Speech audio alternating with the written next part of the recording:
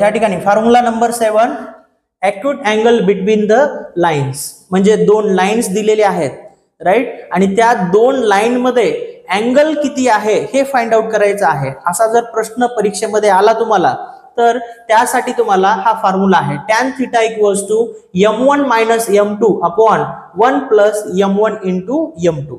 आता तुम्हाला प्रश्न पडला असेल सर m1 आणि m2 काय आहे. ठीक आहे, काही काही विद्यार्थी म्हणत असतील सर m1 म्हणजे बेसिक मॅथमॅटिक्स आणि m2 म्हणजे अप्लाइड मॅथमॅटिक्स. तर हे बेसिक मॅथमॅटिक्स आणि अप्लाइड मॅथमॅटिक्स आहे का?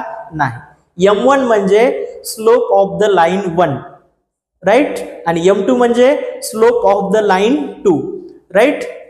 तर हे m1. मग या केसमध्ये तुम्हाला दोन लाईन दिलेले असतात, त्या दोन्ही लाईनचं m1 आणि m2 म्हणजे फर्स्ट लाईनचं स्लोप कॅल्क्युलेट करायचं आहे, सेकंड लाईनचा स्लोप कॅल्क्युलेट करायचा आहे. मग दोन स्लोप मिळाले आपल्याला m1 आणि m2 ही या फॉर्म्युल्यामध्ये तुम्हाला ठेवायचं आहे. मग tan θ निघेल. मग θ सर मग आम्हाला थीटा कॅल्क्युलेट करायचा आहे. तर मग थीटा कसं कॅल्क्युलेट करणार बघा, याचे एक तुम्हाला व्हॅल्यू मिळणार इथं, म्हणजे tan θ ची व्हॅल्यू मिळणार. मग θ काय फॉर्म्युला तयार होतो, tan इनवर्स जे काही याचं आन्सर येईल ते इथे पुट करायचं, म्हणजे angle between the two lines. Theta म्हणजे काय, angle between the two lines, म्हणजे तुम्हाला दोन लाईन मधला अँगल कॅल्क्युलेट करता येतो राईट.